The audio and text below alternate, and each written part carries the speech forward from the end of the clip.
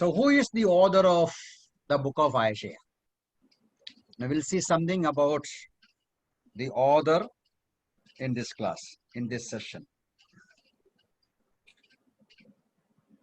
Now till the 18th century, that is around 1775, there was no confusion among the people of God about the authorship of the book of Isaiah.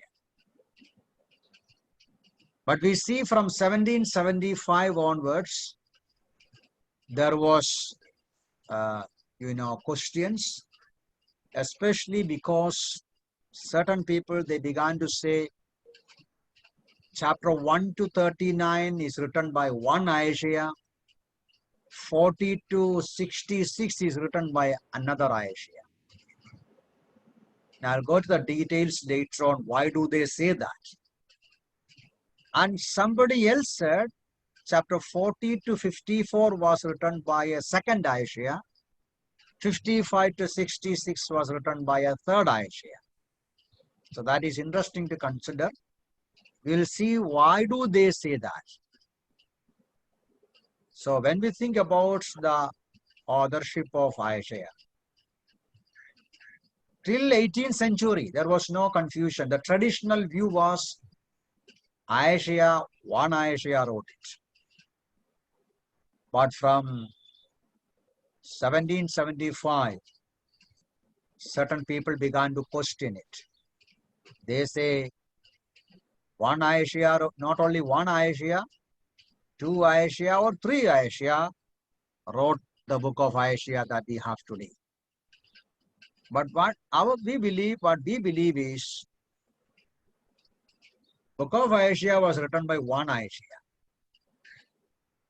And he lived in Jerusalem near the temple that we see in the book of Isaiah chapter 6. And he was a contemporary of Amos, Hosea and Micah. He ministered the Lord in Judea, in the southern kingdom. You understand that. We see from the beginning, chapter 1 verse 1. Somebody read that chapter 1 verse 1. There very clearly Isaiah himself mentions that. The background at the time of his ministry. Yes, read that somebody. The vision of Isaiah, the son of Amos, which he saw concerning Judah and Jerusalem in the days of Uzziah, Jotham, Ahaz, and Hezekiah, king of Judah. So there we see his ministry was during the days of Uzziah, Jotham, Ahaz, and Hezekiah.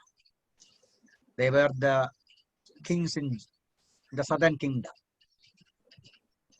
And he began his ministry around 740 BC, the year King Uzziah died.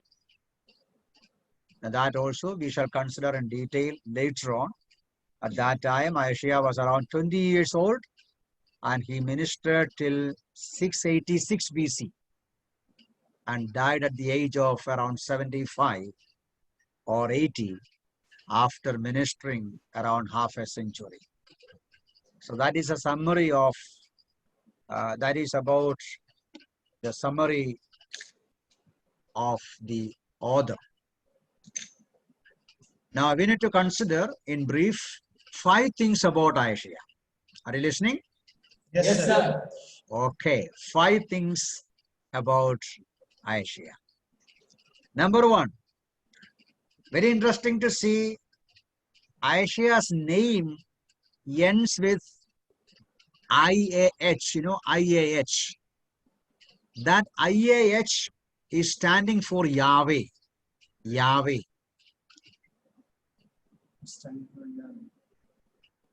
So, the Bible scholars, they believe this IAH, which stands for Yahweh, is a pronoun to have been among the royal family.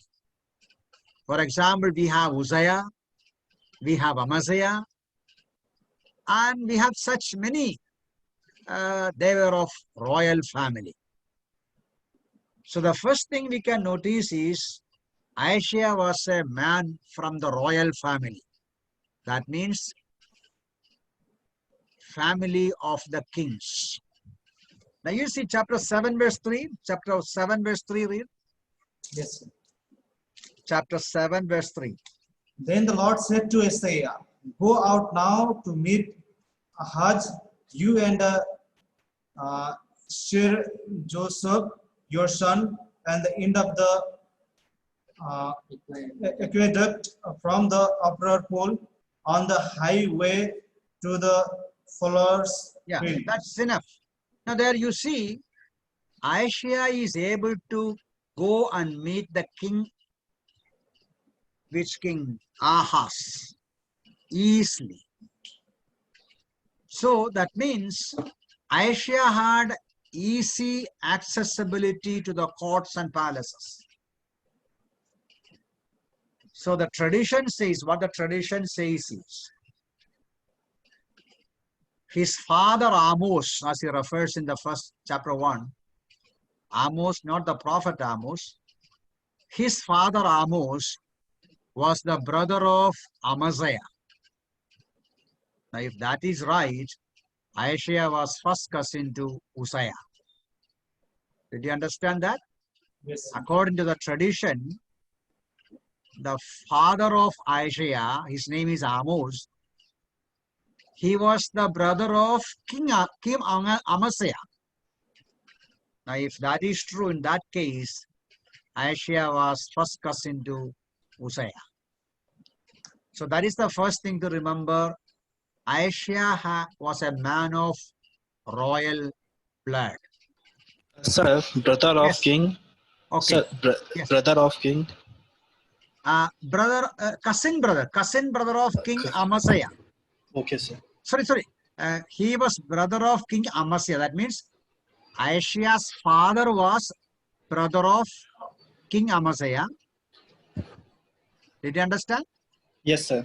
In that case, Isaiah was first cousin to Uzziah. Okay, sir. Okay. Okay, sir. Now the second thing, again, we can notice from chapter 7 verse 3. He was a man of high status. High status means Isaiah was not just an ordinary person.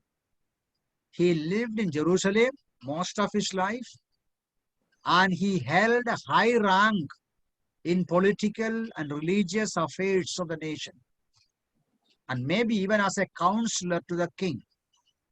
As I told you now, chapter 7 verse 3, he had easy access to the king. He could go to king easily. And he had very, very intimate relation with a priest. You see chapter 8 verse 2? 8 verse 2. Yes, sir.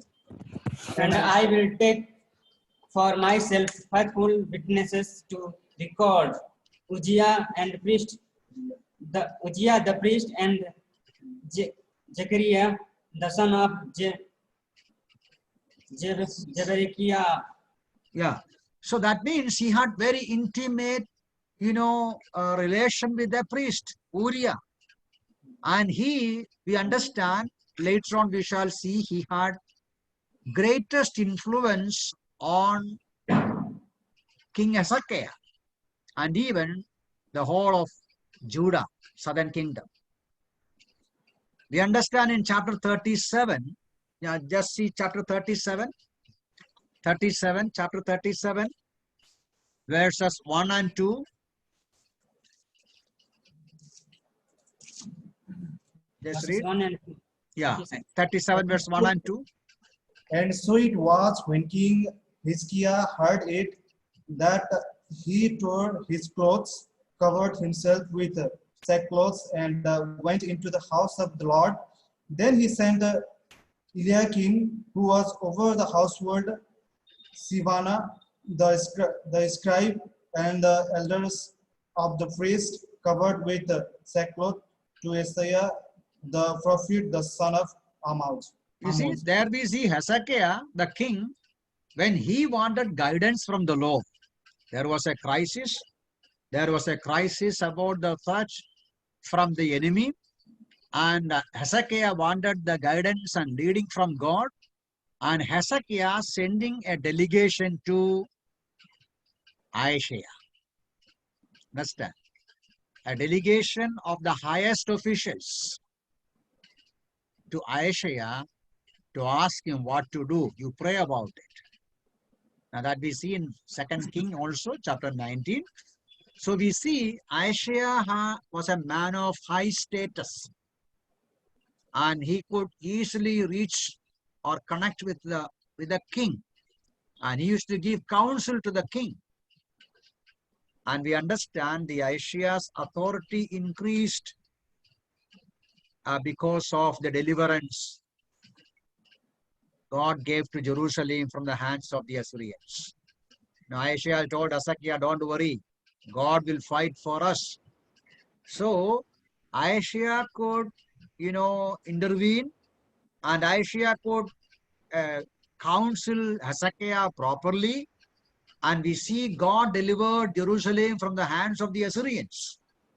And we see those things in chapter 37 in the following verses. And thus the influence and the authority of Isaiah grew among the people of Judah. So 2 things I told you now. The third thing about Isaiah, very interesting, he had an ideal family life. Now, I told you Isaiah's family stayed near to the temple in Jerusalem.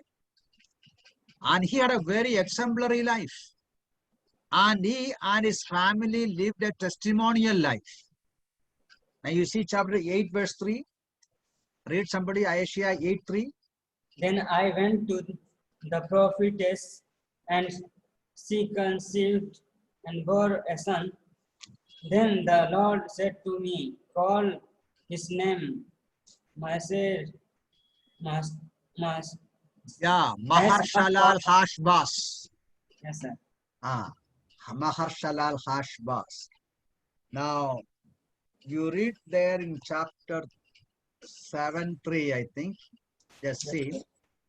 7:3.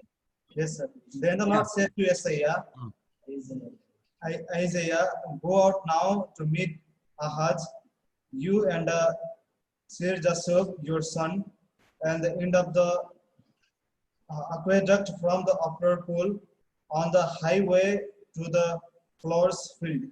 So there we see these verses we have seen. Isaiah's wife was a prophetess. What does it mean? She was a prophetess. She also communicated one way or other, we don't know how. She is called a prophetess. She was also engaged in communicating God's word, or she associated her husband in the ministry. So that's one thing. And secondly, his sons, both the names, Shear-Jashub in 7:3. Yes. His meaning is the remnant shall return, Shear-Jashub. So the first son of, Isaiah is, one of the sons' name is Shear-Jashub. That is meaning a remnant shall return. That's a message of mercy for the people of Judah. Whenever parents will call their son Shear-Jashub, the people will listen. A remnant shall return. That means the people of God will go to captivity, but a remnant will come back. God will have mercy on his people. And the second boy's name is, another boy's name is Maharshalal Hashbaz. Now, Maharshalal Hashbaz means hastening to the spoil, hurrying to the prey. Now, hastening to the spoil and hurrying to the prey, that's a message of judgment. That is inviting the enemy to come and take away the people of Israel, people of Judah. So the first boy's name is meaningful. It's a promise of mercy. And the second one is a of judgment. So that's interesting. And even Isaiah means what? The meaning of Isaiah is Jehovah saves. Jehovah saves, the God will save.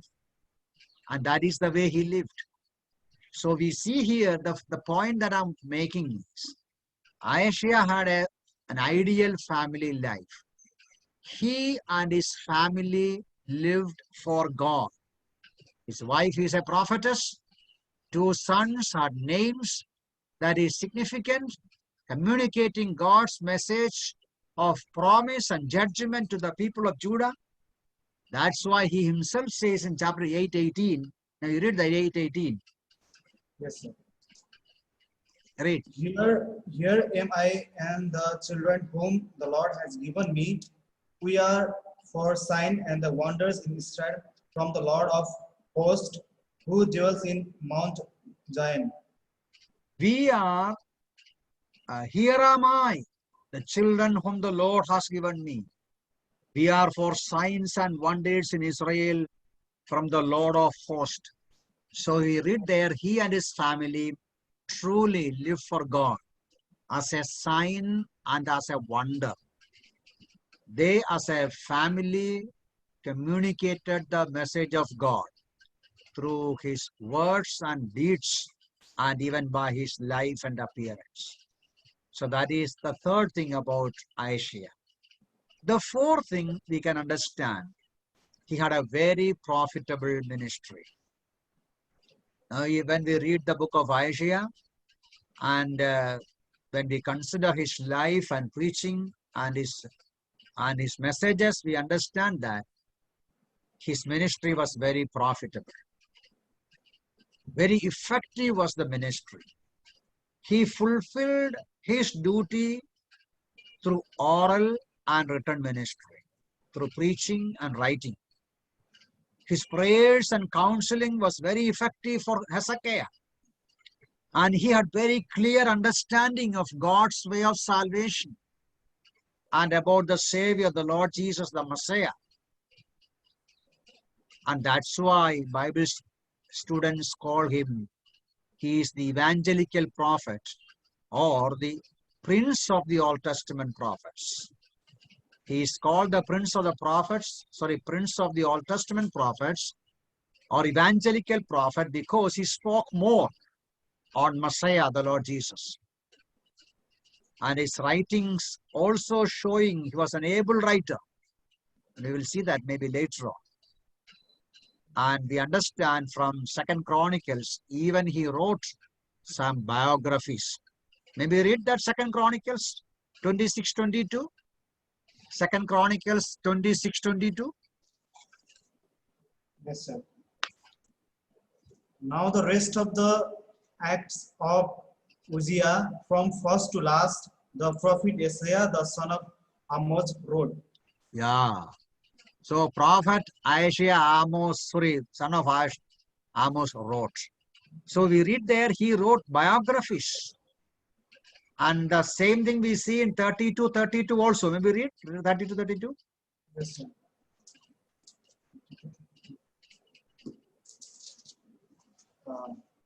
Now the rest of the acts of Hezekiah and his goodness, indeed they are written in the vision of Isaiah, the prophet, the son of Amos, and in the book of the kings of Judah and Israel. So we read there also Isaiah wrote biographies. So 4 things I told you now. Number 1, Isaiah was a man of royal blood. Secondly, he was a man of high status. Thirdly, he had an ideal family life. Number 4, he had a very profitable ministry. Number 5, when we consider the life of Isaiah, he had a very tragic end. Tragic end means after the death of Hezekiah, he was confined to written ministry. That is in chapter 40 to 66. After the death of Hezekiah the king, he was not much associated with the palace. We see after Hezekiah, when Manasseh became the king, he was an evil ruler. And Isaiah naturally resisted or objected to the various things of Manasseh, the evil king. And as a result, the tradition says he was fastened between two planks and sawed in half by a wooden saw, thus suffering a horrible death. So he was cut into two pieces. So that way he had a very tragic, very bad, terrible end. So that is about Isaiah the prophet, a little bit about Isaiah and his life. Now we shall go to the uniqueness or certain unique features of the